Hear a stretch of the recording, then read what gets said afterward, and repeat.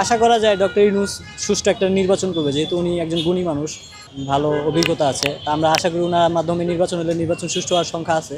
কিন্তু বিভিন্ন মতের দ্বিমত পার্থক্য চলতেছে।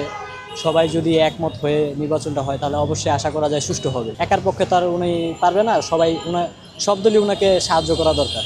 ভাই আমি যতটুকু জানি গত সরকার আন্ডারে দেশ মোটামুটি ভালোই ছিল, এত ছিনতাই এত রাহাজারি এত কিছু ছিল না। কিন্তু বর্তমানে তো অনেক কিছু জায়গায় জায়গায় ছিনতাই চুরি এগুলো চলছে। তো আমার মনে হয় ডক্টর ইউনূস আইন শৃঙ্খলা পরিস্থিতি সেরকম উন্নতি করতে পারেনি, কারণ আমি আমার নিজের জানের সেফটি এখন পাই না। আগে রাতে চলাফেরা করছি, এগুলো পরিবার নিয়ে ঘুরতে গেছি, এখন রাতে 10টার পর এলাকায় থাকতেই ভয় লাগে, কখন কি হয় না হয়। ওনার সময় ভালোই ছিল, আমি ভালো ছিলাম, আমরা সবাই ভালো ছিলাম।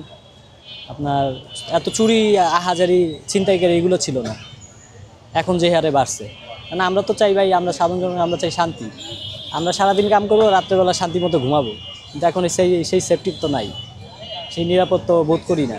এটা ভাই দল করতে গেলে এটা আপনার একটা দল তো বিএনপি তো অনেক বড় একটা দল, হ্যাঁ বদনাম হবে ভালো হবে এটাই স্বাভাবিক।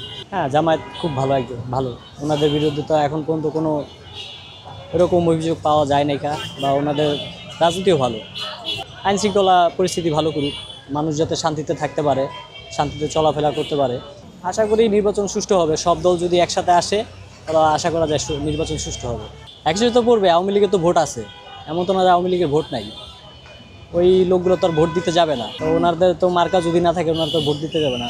মনে করেন আওয়ামী লীগের 30% হলেও তো ভোট আছে, এই লোকগুলা কী করবে? আমার হিসাবে এই আসা উচিত, সব দলেরই একসাথে হইয়া নির্বাচন করা উচিত।